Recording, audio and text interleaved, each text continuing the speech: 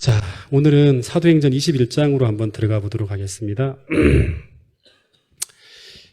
사도 바울이 이제 밀레도에서 에베소 교회 장로들과 이별을 한 후 이제 밀레도에서 배를 타고 이제 고국으로 돌아가는 그런 일정에 대한 이야기를 쭉 이제 다루고 있는 내용이 21장입니다. 먼저 21장 1절부터 6절까지를 한번 읽어 보도록 하겠습니다. 시작. 우리가 그들을 작별하고 배를 타고 바로 고스로 가서 이튿날 로도에 이르러 거기서부터 바다라로 가서 베니게로 건너가는 배를 만나서 타고 가다가 구브로를 바라보고 이를 왼편에 두고 수리아로 항해하여 두로에서 상륙하니 거기서 배의 짐을 풀려 함이러라. 제자들을 찾아 거기서 이레를 머물더니 그 제자들이 성령의 감동으로 바울더러 예루살렘에 들어가지 말라 하더라. 이 여러 날을 지낸 후 우리가 떠나갈새 그들이 다 그 처자와 함께 성문 밖까지 전송하거늘 우리가 바닷가에서 무릎을 꿇어 기도하고 서로 작별한 후 우리는 배에 오르고 그들은 집으로 돌아가니라. 예. 이제 사도 바울이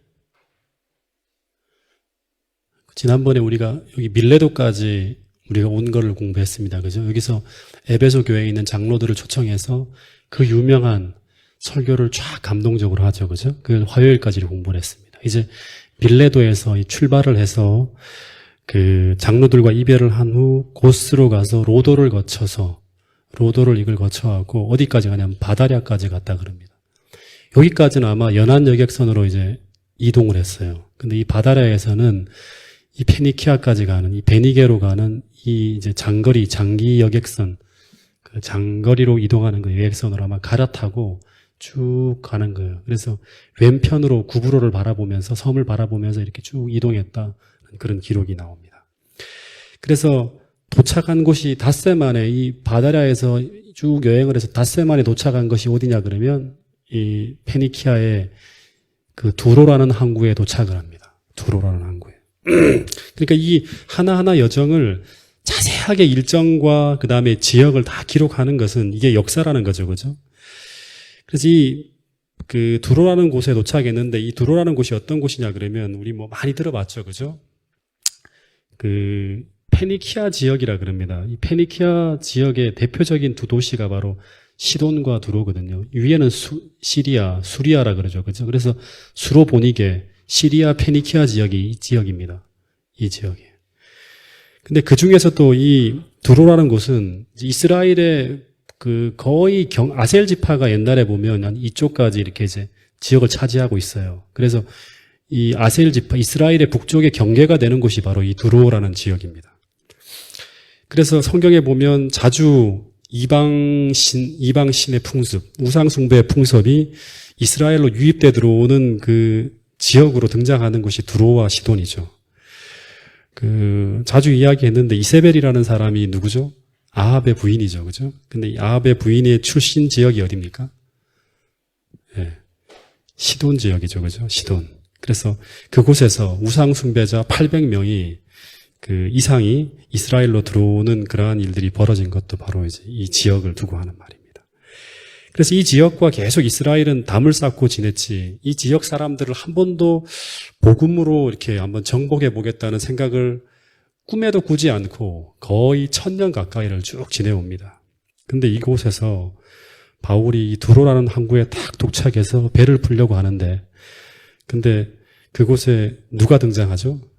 본문에 보면 그리스도인 제자들이 등장합니다. 그래서 주석을 보면 이 기록은 두로에 그리스도인 공동체가 있었다는 최초의 기록이자 두로에 교회가 존재하고 있었다는 최초의 언급이기도 한 기록이라 그럽니다. 사복음서를 쭉 이제 읽어보면 예수님이 가끔씩 이 두로와 시돈 지역을 방문하는 기록이 있어요. 그죠? 때때로 뭐 제사장들과 바리새인들이 계속 반대할 때 그 반대를 피해서 조용하게 이 수로보니게 지역을 쭉 다니셨다는 기록이 나옵니다. 그래서 주님이 그곳에 조용하게 응거하시면서 찾아오는 사람들에게 계속 복음의 씨앗을 뿌렸어요. 그리고 그 한 기록이 어떤 기록이냐 그러면 수로보니게 여인의 기록을 알죠. 그죠? 제자들이 이 지역 여자는 완전히 우상숭배자로서 하나님의 은혜에서 완전히 벗어난 사람이라고 하면서 굉장히 꺼리며 불편하게 생각하면서 이 여자를 쫓아보내려고 그러는데 예수님이 이제 계속 그렇게 하지 말라 그러면서 계속 이동하다가 그 여자가 주인의 식탁에서 떨어진 그 떡 부스러기 하나라도 달라고 하면서 간절하게 요청했을 때 예수님이 구원을 선물로 주는 걸 통해서 제자들에게 아주 깊은 교훈을 주신 내용이 사복음서 가운데 나옵니다. 그래서 이렇게 이스라엘의 편견의 담과 분리주의의 그 장애로 복음이 들어가기가 어렵던 이 지역에 예수님이 어렵지만 계속 파종을 했어요. 그런데 이 복음의 불모지에 이제 성령의 바람이 불면서 기적과 같은 일이 벌어지는 거예요. 교회가 탄생하는 거예요. 어떻게 보면 기적 같은 일이죠. 그죠? 다윗과 솔로몬 이래 1000년 동안 단 한 번도 볼 수 없었던 일이 이제 벌어지는 거예요. 그 기록에 의하면 옛날에 이 두로 지역에 그 솔로몬 성전을 건축할 때 그 히람이라는 사람이 두로 출신이라 그랬어요. 그러니까 그 다윗이라든가 솔로몬 일대 아주 하나님의 복음이 힘차게 세상을 향해서 움직일 때는 이 접경 지역의 사람들이 복음의 어떤 그런 혜택을 보기도 했어요. 근데 그 이후에 거의 그리스도인으로서 교화되어지는 일이 벌어지지 않는 이 지역에 드디어 이제 교회가 탄생하는 거예요. 그래서 우리가 어떤 생각을 해야 되는가 하면 우리도 주님처럼 단 한 번도 복음을 뿌려본 적이 없는 곳에 거의 진리가 들어가기 어렵다고 생각되는 그곳에 어떻게 해야 되는가 하면 사도 바울의 권면처럼 때를 얻든지 못 얻든지 주님처럼 계속 더 넓게 더 많은 곳에 계속 파종을 해야 된다는 거예요. 다시 말하면 가능성을 따지거나 그것의 형편과 상황을 따지지 말고 계속 부지런히 주님만 바라보고 우리가 해야 할 일을 계속 하다 보면 이런 우상으로 뒤덮인 곳에도 언젠가 하나님의 생명의 싹이 피어나는 놀라운 기적이 벌어질 수 있다는 거예요. 그래서 오늘 우리가 다시 한번 우리 지역에 두로와 시돈과 같은 우상 숭배로 둘러싸여 있고 복음이 거의 들어갈 것 같지 않은 그런 곳에 계속 우리가 주님의 그 사명을 가지고 틈을 보면서 계속 복음의 씨앗을 뿌릴 수 있는 저와 여러분들이 될 수 있기를 간절히 바라겠습니다. 근데 어쨌든 이 바울이 이 두로에 도착해서 이제 한 일주일 동안 이제 그곳 제자들과 더불어서 이제 시간을 보내게 됩니다. 근데 이 두로 교회 제자들이 본문을 보면 이제 바울더러 뭐라 그러죠? 예루살렘으로 들어가지 말라고 하는 거예요.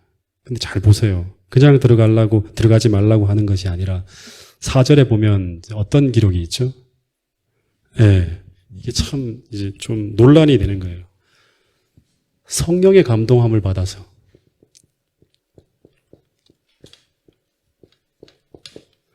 성령의 감동으로 어떻게 하는가 하면 예루살렘으로 가지 말라고 하는 거예요.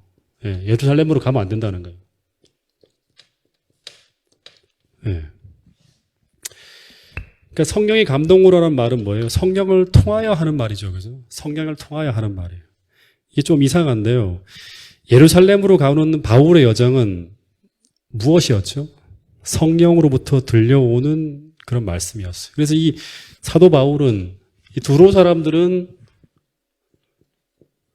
성령을 통해서 가지 말라 그러고 이 바울은 성령에 매여서 성령의 감동으로 어떻게 하는데 간다는 거예요.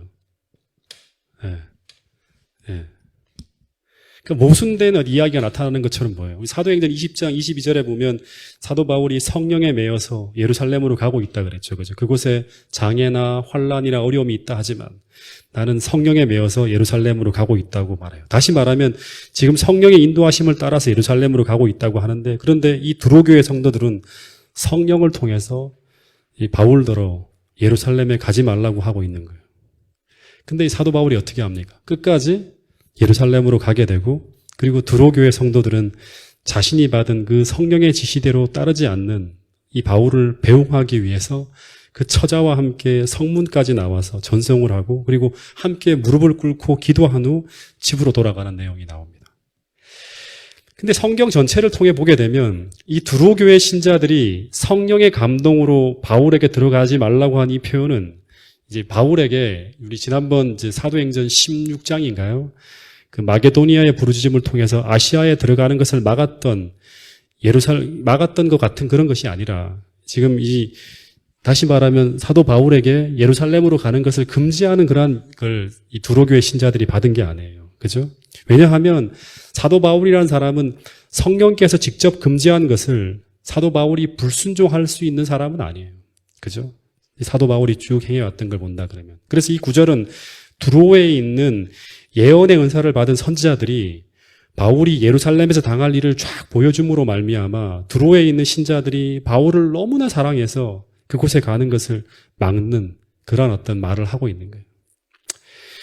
그래서 어쨌든 바울은 그곳에서 두로교의 신자들과 더불어서 여러 날을 지낸 후에 이제 예루살렘으로 떠나갈 때 이제 그 가족들과 함께 성문까지 쫙 이제 성문 밖까지 전송하면서 무릎을 꿇고 기도한 후에 이제 배를 타고 사도 바울이 두로교회를 떠나는 장면이 나옵니다. 그러니까 우리가 이제 이 사도행전 21장에 보면 계속 이 성령의 감동함을 받아서 이제 가지 말라는 표현들을 계속 반복해 나오는 걸 볼 수 있어요. 우리가 꼭 기억해야 될 것은 뭐냐 그러면 성령은 이 사람에게는 가라 그러고 이 사람에게는 가지 말라는 식으로 두 가지의 뜻을 나타내지 않아요.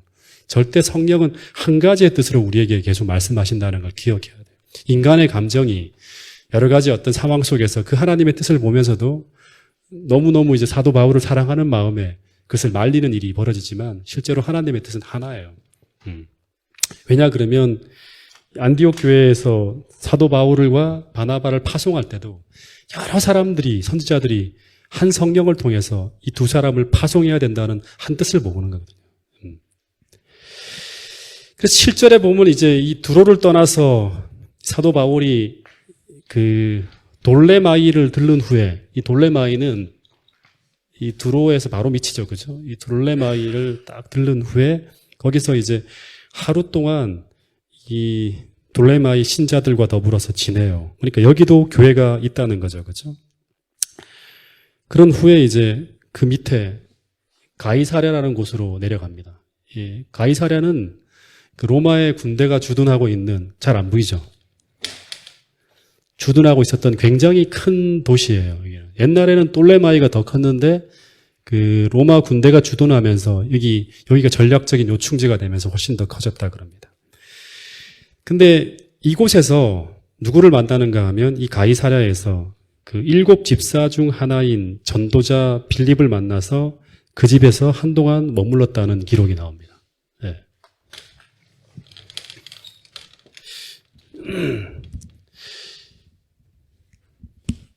이 전도자 빌립 이야기를 이제 오늘 이 전도자 빌립과 더불어서 가이사랴에서 벌어졌던 일들을 오늘 거기까지만 아마 공부할 텐데요. 그 집에서 머무른 일이 이제 7절부터 15절까지의 내용인데 한번 읽어보겠습니다. 오늘 여기까지 좀 다룰 건데요. 자, 한번 읽어보겠습니다. 7절부터 16절까지 읽어보겠습니다. 시작. 두로를 떠나 항해를 다 마치고 돌레마이에 이르러 형제들에게 안부를 묻고 그들과 함께 하루를 있다가 이튿날 떠나 가이사랴에 이르러 7 집사 중 하나인 전도자 빌립의 집에 들어가서 머무르니라. 그에게 딸 넷이 있으니 처녀로 예언하는 자라. 여러 날 머물러 있더니 아가보라 하는 한 선지자가 유대로부터 내려와 우리에게 와서 바울의 띠를 가져다가 자기 수족을 잡아매고 말하기를 성령이 말씀하시되 예루살렘에서 유대인들이 이같이 이 띠 임자를 결박하여 이방인의 손에 넘겨주리라 하거늘 우리가 그 말을 듣고 그곳 사람들과 더불어 바울에게 예루살렘으로 올라가지 말라 권하니 바울이 대답하되 여러분이 어찌하여 울어 내 마음을 상하게 하느냐 나는 주 예수의 이름을 위하여 결박당할 뿐 아니라 예루살렘에서 죽을 것도 각오하였노라 하니 그가 권함을 받지 아니하므로 우리가 주의 뜻대로 이루어지이다 하고 그쳤노라. 이 여러 날 후에 여장을 꾸려 예루살렘으로 올라갈새 가이사랴에 몇 제자와 함께 가며 한 오랜 제자 구브로 사람 나손을 데리고 가니 이는 우리가 그의 집에 머물려 함이라. 예. 이 본문 7절에 보면 이제 사도 바울이 두로를 떠나서 이 돌레마이까지는 바닷길로 쭉 여행하고 난 후에 이제 항해를 다 마치고 돌레마이에서부터 예루살렘까지는 이제 육로로 가게 돼요. 그 육로로 가는 가운데서 이제 그 들렸던 곳이 이제 가이사랴라는 곳인데, 이 가이사랴에서 누구를 만나는가 하면 전도자 빌립을 만나서 거기서 이제 며칠을 머뭅니다.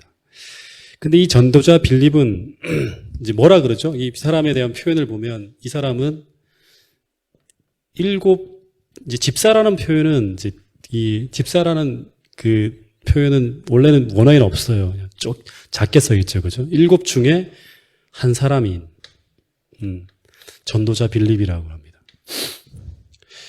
근데 이제 그냥 빌립이라 하지 않고 7 집사 중에 하나인 빌립이라고 부른 이유가 뭘까요? 그 첫 번째는 당시에 빌립이라 그러면 누구를 또 생각할 수 있었을까요? 가장 유명한 사람 중에 한 사람인? 예? 네? 예수님의 12제자 중에 하나였던 사도 빌립이 있었죠. 그죠? 그 사도 빌립이 있었기 때문에 이 사도 빌립과 구분하기 위해서 이 사람은 7 집사 중에 하나라고 불렀을 거라고 보기도 하고, 그리고 또 하나는 이 사도행전 6장에서 임명된 7 집사는 초대교회에서 아주 특별한 사람들이었다 그럽니다.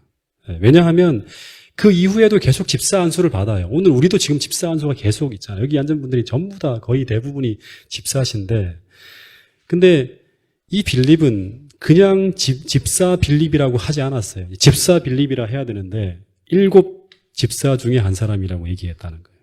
다시 말해서 7 집사는 집사들 중에서도 교회가 처음 세워질 때 임명되어진 특별한 사람이었기 때문에 좀 더 순수하고 더 특별한 영성을 가지고 있는 그러한 존재들로서 당시 초대교회에 활약했던 사람들이 바로 이 전도자 빌립, 7 집사라는 거예요. 그래서 이 실제 7 집사들은 진짜 사도행전에 여러 사람들이 기록될 만큼 아주 특별한 사람들이었어요. 첫 번째 등장하는 사람이 누구죠? 바로 이 스테반이라는 사람은 무슨 칭호가 붙었습니까? 이 스테반이라 하면 우리는 뭐라 그러죠? 예? 순교자라고 하잖아요. 예. 제가 이 스테반 이야기를 할 때 여러분들에게 말씀드렸던 것처럼 이 스테반은 사도 바울의 버금가는 그런 어떤 영성과 또 성경에 대한 지식을 갖춘 사람이라 했죠. 그리고 이 사람이 자기의 꽃을 피우기도 전에 그냥 순교해서 죽은 사람이 바로 스테반이에요. 교회는 이 복음을 이제 사마리아와 전 세계로 향해 그 퍼쳐가는 그 첫 번째 순교의 피가 뿌려졌던 사람이 바로 이 스테반이라는 인물이었죠. 그리고 두 번째 등장하는 이 빌립이라는 사람은 앞에 뭐가 붙어 있어요? 그러니까 그 당시 사람들의 지어준 별명이죠. 전도자 빌립이라고 하는 거예요. 그래서 그 사도행전 6장을 보면 7 집사 중에 첫 번째로 등장하는 명단에 나오는 사람이 스테반, 그 다음에 빌립, 그 다음에 이제 우리가 잘 모르는 여러 사람들의 이름이 쭉 기록되어 있어요. 그리고 또 하나를 든다 그러면 성경에 기록된 그 활동이 기록된 또 한 사람을 든다 그러면 또 한 사람이 누구였죠? 계시록 2장에 등장하는 니골라라는 사람이 있었죠. 이 사람은 앞에 뭐가 붙으면 될까요? 이 파괴자, 교회를 파괴하는 파괴자. 그 이설과 그 다음에 어떤 그런 복음이 아닌 다른 어떤 그런 가르침을 가지고 교회를 뒤흔드는 니골라 당을 이제 만든 그 파괴자가 바로 이 니골라라는 사람이죠. 그래서 사도행전 6장에 보면 7 집사는 원래 왜 세워졌는가 하면 그 처음에는 왜 세워졌죠? 실제로 7 집사들이 하는 일이 뭐였어요? 사도행전 6장에 보면. 제일 먼저 해야 될 일이 뭐냐 그러면 7 집사들은 다른 게 아니라 이제 공궤를 일삼는 사람들이 원래는 이제 이 집사들이었어요. 사도들이 이 기도와 말씀에 전무하지 못하고 공궤를 일삼고 있다 보니까 교회에 어려움이 생겨서 이 공궤라는 건 구제하는 거거든요. 어려운 사람을 돕는 그러한 일들을 하기 위해서 우리가 교회 가운데서 성령이 충만하고 교회에서 칭찬받는 사람들 중에서 7을 세워서 그들로 하여금 이 공개하는 일을 하기로 이제 하자 하였고 이제 7 집사들이 세워진 거예요. 근데 이 빌립이라는 사람은 공개하는 일만 하는 게 아니라 점차 어떤 일을 하는가 하면 전도자의 일을 더 치중하게 되는 사역을 하게 돼요. 그래서 사마리아의 복음을 전하는 일에 큰 역할을 감당하죠. 사도행전 8장에 보면 사마리아 개척의 1등 공신은 바로 이 빌립이었어요. 그리고 그 사역을 감당하다가 성령의 인도하심을 따라서 구스 네시를 전도하기 위해서 블레셋 지방의 가사까지는 내려가서 거기서 이 구스 네시라는 큰 영향력 있는 인물을 전도합니다. 예.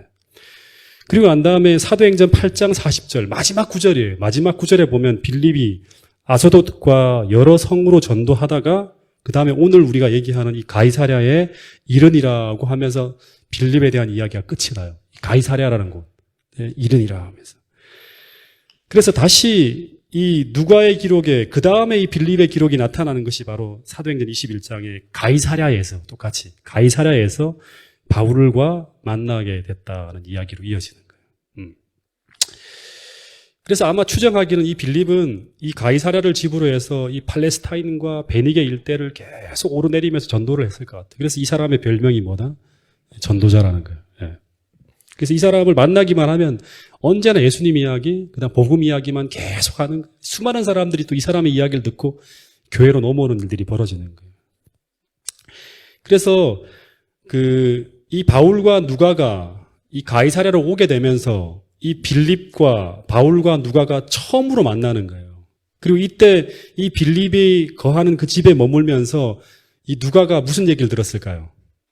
이 누가가 이 빌립을 통해서 어떤 이야기를 들었을까요?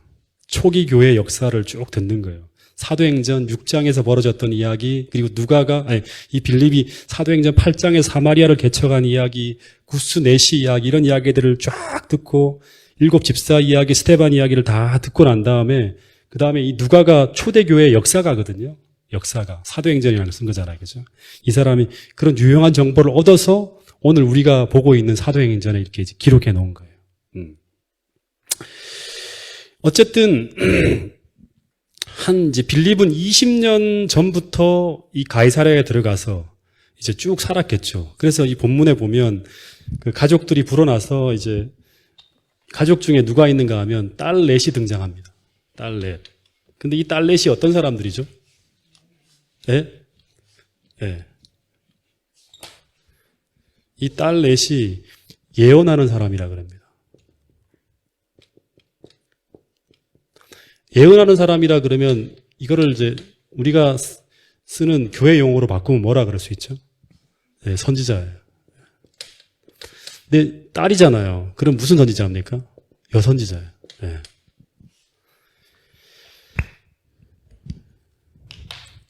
여러분 성경에 여자 선지자들이 등장합니까?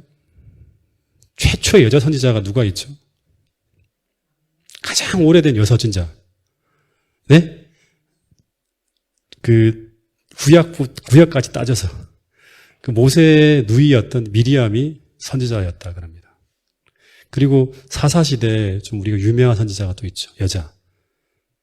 네, 드보라가 있습니다. 네, 드보라가 있었고, 그 다음에 제사장 힐기야를 도운 훌다라는 사람도 여자 선지자입니다. 그리고 이사야의 부인도 선지자고, 그리고 예수님이 탄생할 당시에 우리 박훈환 집사님이 얘기했던 여선지자 안나가 또 신약에도 등장하죠. 근데 그 요엘이라는 사람은 그 마지막 때 요엘서 2장 28절부터 29절을 통해서 어떤 말을 하는가 하면 말세에 하나님께서 만민에게 성령을 부어줄 텐데 그때 어린이가 어떤 일을 하면 장래 일을 말하게 되고, 그리고 늙은이는 꿈을 꾸게 되고, 그리고 젊은이는 이상을 보게 되고, 그리고 남종과 여종에게, 남자뿐 아니라 여자들에게도 성령을 부어주어서 꿈을 꾸며 이상을 보며 예언을 하는 일이 마지막 때 벌어지게 될 거라 그러는 거예요. 그래서 실제로는 이 말세는 사도행전 2장에 보면 베드로는 요엘서의 예언이 그 예수님 교회가 탄생하는 그때를 말세로 봐요. 그리고 그때부터 성령이 쫙 쏟아지면서 수많은 사람들이 예언을 하는 선지자들이 막 폭발적으로 늘어났잖아요. 초대교회. 수많은 사람들이 예언을 하고 장래일을 말하는 막 그런 일이 벌어지는 거예요. 그래서 당시 초대교회 당시에 여러 군데 선지자들이 있었다. 그리고 그 중에 이제 이 빌립과 같은 이 가족들 중에 딸이 4명이 전부 다 뭐냐 그러면 딸 중에 하나, 그 가정에 한 사람이 아니라 딸 넷이 전부 다 선지자예요. 다 성령을 보며 통해서 예언을 하고 이상을 말하는 거예요. 그리고 이 이제 여자 선지자의 등장을 통해서 이제 우리 재림교회 같은 경우도 이 요엘서 2장의 그 예언 그대로 이 재림교회 탄생의 기초를 놓은 엘렌 화이트도 선지자로 세움을 받은 사람으로서 이제 그때 이상의 어떤 그런 약속이 성취됐다고 재림교회도 보고 있는 거죠. 그죠?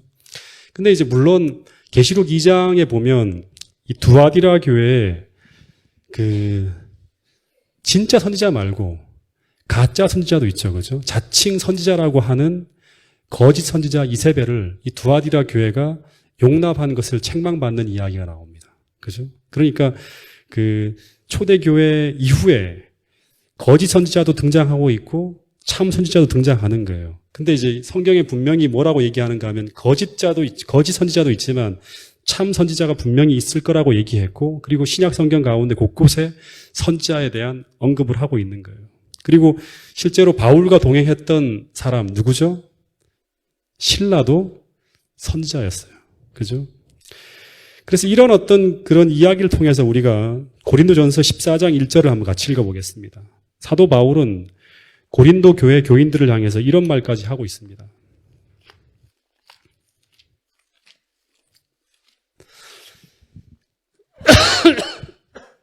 14장 1절 한번 읽어보겠습니다.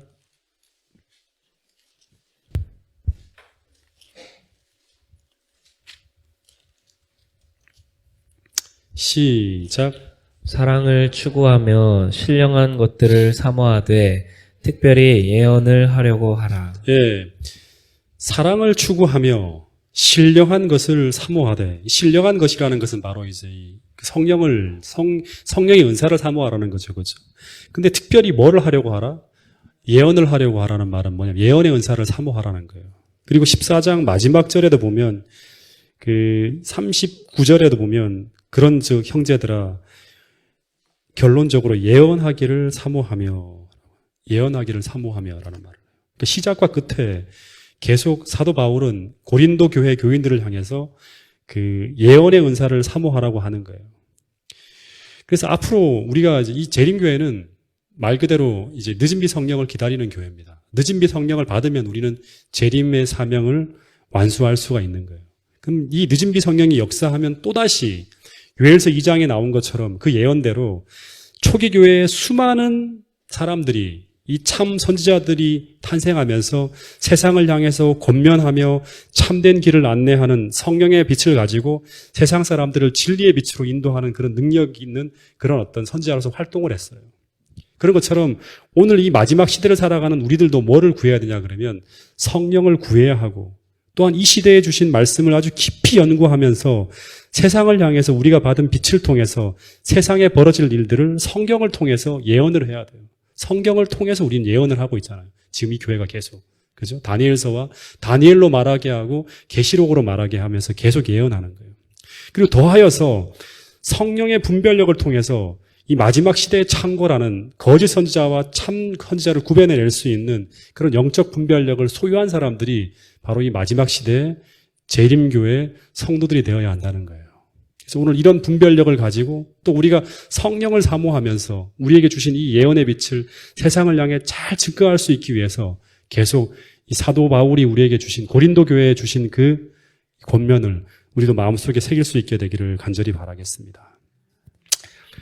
어쨌든 그 빌립의 집에 이제 바울의 일행들이 이제 여러 날 머물고 있다가 10절에 아주 특별한 일이 벌어집니다. 자, 10절에 보면 아가보라고 하는 한 선지자가 등장하는 거예요.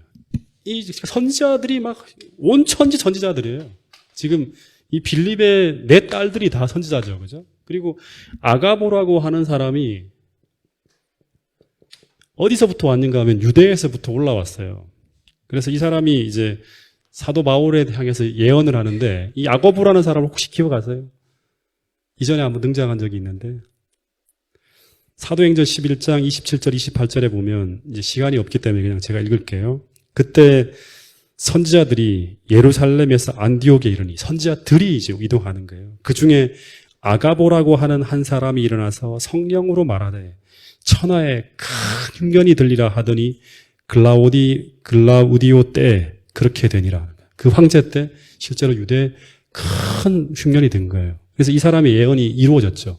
그러니까 선지자는 그 말하는 것이 이루어져야지만 선지자가 되는 거예요. 이 사람이 선지자로서 초대교회 때 등장할 당시부터 선지자로 활동했던 사람이에요. 아주 유명한 사람이겠죠. 그죠? 근데 이 사람이 다시금 사도 바울이 와 있는 이 가이사랴까지 올라와서 어떤 이제 퍼포먼스를 하는가 하면 바울의 띠를 가져다가 자기의 손발을 묶어매고 이 띠 임자가 사도 바울이죠. 그죠? 예루살렘에서 유대인들을 통해서 결박을 당해서 이방인에게 넘겨주게 될 것이라는 예언을 합니다. 근데 이런 무언극 형태로 이제 퍼포먼스를 통해서 예언을 한 선지자들이 참 많아요. 구약에 보면. 그죠? 어떤 사람들이 있죠? 이사야 같은 경우는 3년 동안 벗은 몸과 벗은 발로 막 행하죠. 그죠? 예레미야도 뭐 줄과 몽에를 만들어서 목에 메고 다니고 뭐 여러 가지 어떤 그런 예언을 사람들에게 이제 말로만이 아니라 정확하게 어떤 행동을 통해서 잊어버리지 않을 수 있도록 극적인 방법으로 여러 가지 예언을 하는 선지자들이 많았어요. 근데 이 아가보가 똑같이 그런 예언을 하는 거예요. 다시 말하면 이 띠 임자인 바울이 예루살렘으로 들어갈 때 유대인들이 결박해서 이방인에게 넘겨줄 거라고 얘기하는데 근데 이 예언 그대로 사도 바울이 어떻게 됩니까? 유대인들로 인해서 로마인의 손에 넘어가서 로마로 압송되어지면서 이 아가보가 한 이 예언이 정확하게 문자 그대로 성취되어집니다. 그래서 이 아가보의 예언을 듣자마자 12절에 보면 가이사랴 교인 전부가 바울에게 무슨 말을 합니까? 똑같아요. 예루살렘으로 올라가지 말라고. 그렇게 무시무시한 일을 당하면 안 된다고. 우리가 당신을 다시금 못 본다 그러고 어떻게 우리가 사냐고 하면서 막 말리는 거예요. 근데 여기에 우리라는 말이 나와요. 우리가 권했다고. 다시 말하면 누구까지 포함된 거예요? 누가도 포함되어지고 그리고 바울의 동행자들이 다 포함되어지고 가이사랴 교인들과 더불어서 모든 사람들이 사도 바울에게 올라가지 말라고 하면서 눈물로 호소하는 거예요. 이쯤 되면 제가 만약에 바울이라면 어떻게 해야 될까? 2번 다시 못 볼 것 같아. 이 사람들하고 헤어진 돌아가면. 그리고 이거를 이제 이 아가보라는 유명한 선지자가 예언을 하고 있어요. 마음이 흔들릴까요? 안 흔들릴까요? 예. 흔들리겠죠. 근데 바울이 뭐라 그러냐면 이 사람은 보통 사람이 아니에요. 어찌하여 울어서 내 마음을 상하게 하느냐고. 다시 말해서 이 말은 왜 울어서 나의 결심이 흔들리게 하려고 하느냐 하면서 바울은 다시금 주 예수 이름을 위하여 나는 결박을 당할 뿐만 아니라 예루살렘에서 죽을 것도 이미 각오하고 살고 있다고 하는 거예요. 그래서 14절에 이 바울이 고난을 받지 아니하므로 우리가 누가와 동료들과 가이사랴 교인들이 다 함께 뭐라고 하는가 하면 주의 뜻대로 이루어지리라 하면서 이제 그런 기도를 했겠죠. 그죠? 말리지 않고 이제 그쳤다고 합니다. 주의 뜻이라는 말이 또 이제 나오는데 저는 솔직히 말하면 이제 이 바울의 이 모습을 보면서 예수님의 모습을 봤어요. 이 바울은 예수님이에요. 예수님처럼 산 사람이에요. 예수님을 우리가 눈으로 보지 못했지만 그 시대의 모든 사람들은 사도 바울을 보면서 저 사람이 통해서 예수님이 어떤 분인지를 정확하게 알 수 있게 만들어주는 거예요. 지금 예루살렘으로 가는 길은 환난과 결박이 있다고 계속 성령을 통해서 들려지고 있었지만 바울은 계속 예루살렘을 향해서 가는 걸음을 멈추지 않고 그가 가려고 하는 결심도 바꾸지 않아요. 왜냐하면 선지자를 통하여 혹은 교회를 통해서 말씀하시는 성령의 빛과 뜻은 바울에게 길을 바꾸라는 것이 아니라 계속 그의 길에 환난과 결박이라는 무서운 위협이 있다는 것을 계속 알려줄 뿐이었어요. 그래서 바울은 하나님의 뜻을 행하려고 하는 결심을 바꾸지 않고 있는 거예요. 계속 그대로 가는 거예요. 다시 말해서 이 바울의 결심을 바꿀 수 있는 곳은 오직 하나였어요. 그것은 바로 하나님이 뜻하신 것이 아니라는 것. 이것이 아니라면 그 어떤 것도 바울의 결심을 돌이킬 수 없었다는 거예요. 마찬가지로 예수님도 마지막으로 예루살렘으로 가시는 그 길에 성령을 통해서 환난과 박해와 십자가의 죽음이라는 빛이 계속 쏟아지고 있었지만 그러나 주님은 오직 하나님의 뜻만을 바라보면서 예루살렘을 향하여 가는 그 길을 끝까지 걸어가서 마침내 그곳에서 순교를 하시는 것이 끝이었어요.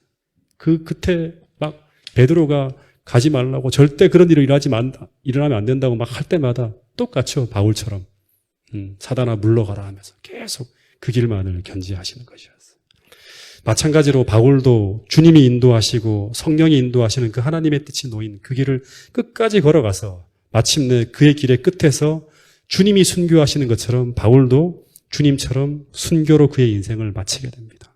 베드로도 로마로 가는 길이 순교의 길이라는 것을 알고 있었고 그가 주님을 따라가는 길에 끝까지 따라가면 그 길의 끝이 무엇이다? 십자가에 거꾸로 매달려 죽을 것이라는 것을 이미 오래전부터 알고 있었어요.